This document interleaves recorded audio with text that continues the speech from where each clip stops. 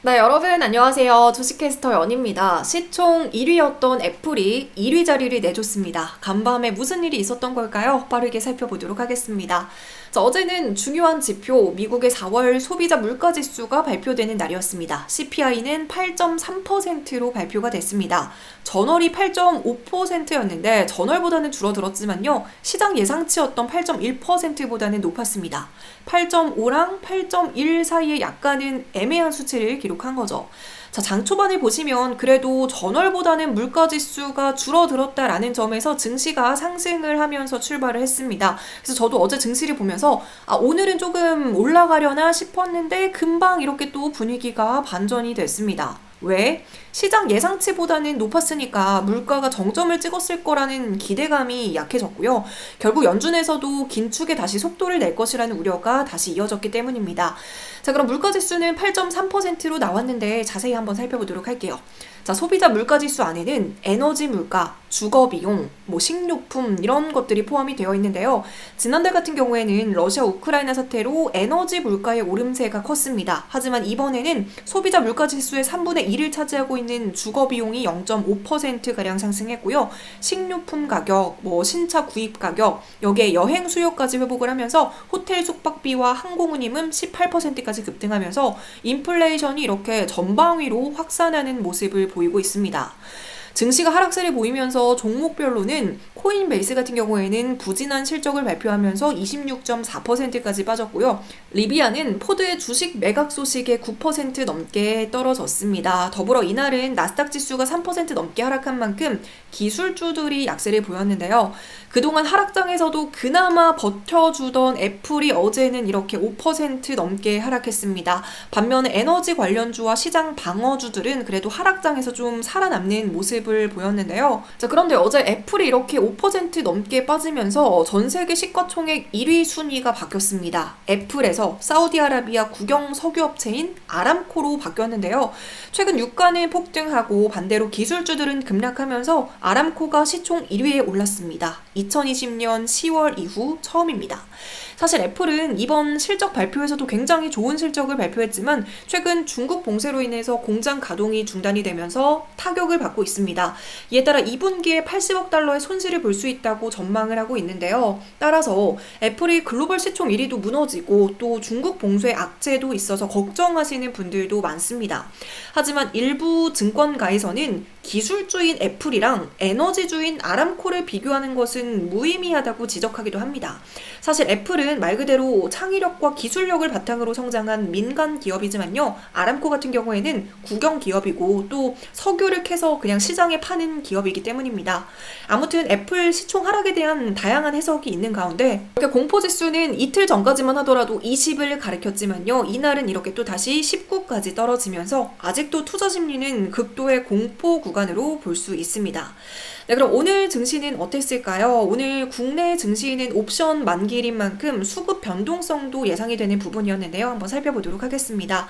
네, 오늘 코스피 지수 1.6% 넘게 하락하면서 2550선에서 마감했습니다. 코스피 지수 같은 경우에는 오늘 2540선까지 밀렸는데요. 연중 최저치를 경신하면서 오늘 이렇게 윗꼬리를 달면서 마감했습니다. 사실 오늘 투심이 좋지 않았습니다. 개인만이 나홀로 매수세를 보였는데요. 개인은 3,855억 원가량을 코스피 시장에서 사들였고요. 반면에 외국인과 기관은 2,792억 원, 1,538억 원가량을 매도하면서 수급 상황이 좋지 않았습니다. 5월 초부터 코스피는 2,600이 바닥이다. 이런 증권가 예측도 많았지만요. 점점 바닥의 위치가 낮아지고 있습니다. 2300선까지 하방이 열려있다는 분석도 있는데요.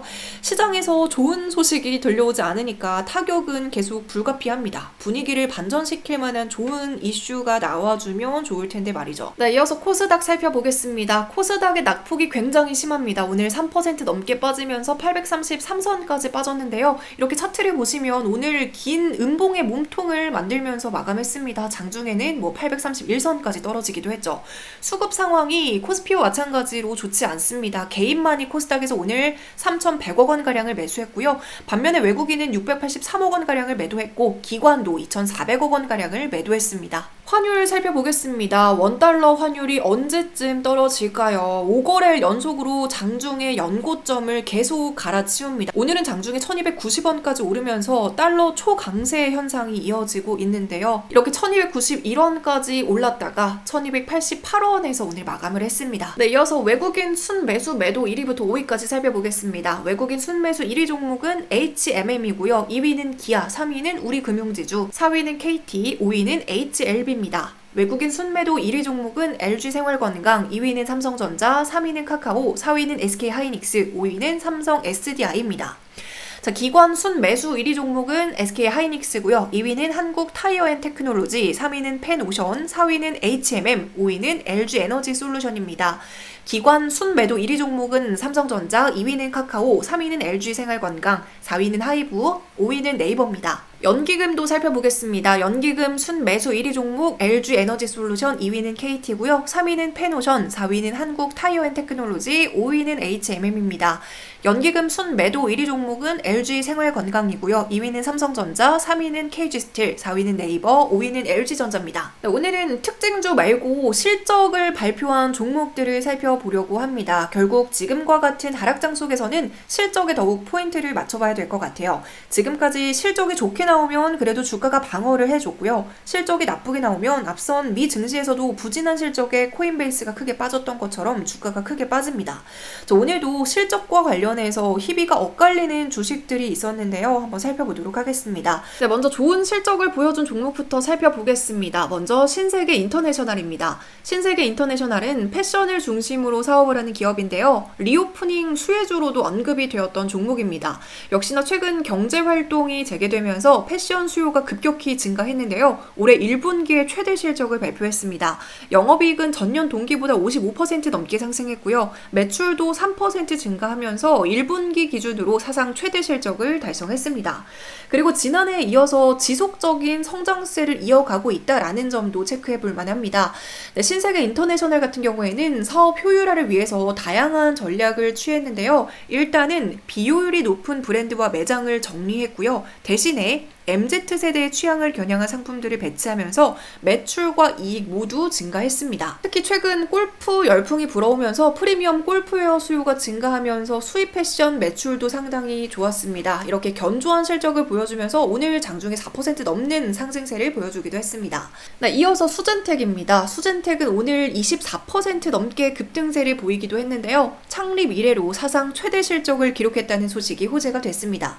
실적이 도대체 어느 정도였을까요? 오미크론 변이 출현에 따라서 진단키트 판매가 엄청 증가했습니다. 이 영향으로 1분기 연결 기준 매출액은 679억 원, 영업이익은 447억 원을 기록했다고 해요. 이렇게만 들으면 와닿지 않으실 테니까요. 전년 동기와 비교하면 매출액이 무려 515%나 상승했고요. 영업이익은 714%나 성장한 수치입니다. 하지만 중요한 점은요. 이제는 엔데믹으로 가고 있는 상황입니다. 이런 상황에서 진단키트 부분에 대해서 지속적인 매출이 발생할 수 있을지가 관건이겠는데요. 알레르기 진단이나 결핵 진단 등과 같은 자가 진단 부분에 있어서 계속해서 신성장 동력을 만든다는 계획인 만큼 앞으로의 실적은 지속 가능성을 확보하느냐, 해외 매출이 증가하느냐 등도 지켜봐야 될 부분인 것 같습니다. 자, 그리고 오늘 HMM도 상승 흐름을 보여줬는데요. 1분기에 2조 원대의 영업이익을 기록하면서 나쁘지 않은 순조로운 출발을 알렸습니다. 자, HMM과 같은 해운주들은 일단 환율 상승의 최대 수혜주고요. 또 실적을 예상하기 위해서는 BDI 운임지수, 상하이 컨테이너 운임지수 이런 것들을 확인해야 됩니다. 이때 중국 봉쇄로 인한 상하이 컨테이너 운임지수는 일단은 하락을 하고 있는데요. 이렇기 때문에 벌크선이냐 컨테이너선이냐에 따라서 수요의 차이는 있습니다. 자, 그런데 지금 살펴볼 지수는 BDI 지수인데요. 이 BDI 지수는 해운주의 주가와 밀접한 관련이 있습니다. 이 철강이나 석탄, 곡물 등의 원자재를 운송하는 벌크 화물 운임 시황을 반영하는 지수인데요. 그래서 이 BDI 지수의 상승과 하락은 원자재 가격 흐름과 비슷합니다. 최근 브라질의 철광석 수출 규모가 확대가 되고 있고 또 유럽이 러시아에서 수입을 하던 석탄을 다른 국가로부터 해상 운송을 통해 공급을 받고 있는 있는 모습을 보이면서 상승세를 보이고 있는데요. 지금 이렇게 그래프만 봐도 BDI는 4월과 비교했을 때 2배 이상 상승했습니다. 따라서 HMM뿐만이 아니라 페노션이나 대한해운, 태웅로직스, 흥하해운 등 해운주들 좀 주목해 볼 만하고요. 하지만 앞서도 말했지만 지금은 중국 봉쇄로 인해서 상하이 컨테이너 운임지수가 하락하고 있습니다. 하지만 봉쇄가 풀리면 화물 수요가 급증해서 또 한 번 해운주의 수혜가 예상되는 부분입니다. 자, 반대로 실적 발표를 하고 울상을 짓는 종목도 있습니다. 대표적인 종목 오늘 LG 생활건강입니다. 1분기 어닝 쇼크에 오늘 13% 넘게 급락하면서 70만 원 선도 깨지고 69만 원대까지 떨어졌습니다. 자, 실적을 살펴보면 매출과 영업이익이 전년 동기 대비 각각 19% 그리고 53% 감소했습니다. 주목할 만한 점은 사실 LG 생활건강도 앞선 신세계 인터내셔널과 마찬가지로 똑같은 리오프닝 주잖아요. 그런데 왜 이렇게 실망스러운 실적을 발표했을까요? 일단 중국의 봉쇄로 인한 직격탄을 맞았습니다. 그동안 중국에 크게 의존했던 것이 이렇게 독이 되었습니다. 중국이 봉쇄 조치를 시행하면서 화장품 수요가 크게 줄어들었는데요. 중국의 온라인 매출액 역시 두 자릿수대 하락률을 보였습니다. 특히 LG생활건강의 주력 브랜드는 후인데요. 중국 매출액이 38%가량 감소한 것도 실적 부진에 타격을 줬습니다. 여기에 생활용품 원부자재 가격 상승과 물류비 상승 부담이 작용하면서 영업이익 감소에도 영향을 함께 줬습니다. 네, 이에 따라서 증권가에서도 LG생활건강에 대한 리포트를 발행하면서 대부분 목표가를 하향 조절했는데요. 그래도 하나의 안심되는 소식이라면요. 15일부터는 LG생활건강의 상해 법인의 물류 사업이 정상화된다고 합니다. 통제가 됐던 유통망이 정상화됨에 따라서 그동안 묶여있던 제품들의 통관이 가능해질 전망인데요. 하지만 일단은 중국 자체에서도 내수 소비가 상당히 위축이 되어 있는 만큼 수요 감소 현상이 지속이 되면 아무래도 2분기 실적에도 악영향을 미칠 것으로 보입니다. 이렇게 같은 테마 안에서도 실적에 따라서 주가의 희비가 엇갈립니다. 주식이라는 것은 사실 기대감에 움직이지만 지금과 같은 하락장에서는 특히 더욱 불확실성을 가장 싫어하는 것 같아요. 앞으로 꿈과 희망에 따라 좋아질 것이다가 아니라요. 확실한 지표나 실적을 근거로 주가가 움직이고 있습니다. 역시나 하락장을 이기는 방법은 결국에는 실적이며 실적이 받쳐주면 주가는 우상향한다라는 점을 다시 한번 깨닫게 되는 부분입니다. 네, 여러분 오늘도 수고 많으셨고요. 도움이 되셨다면 구독과 좋아요 버튼 부탁드립니다. 네, 오늘 영상은 여기서 마무리할게요. 안녕.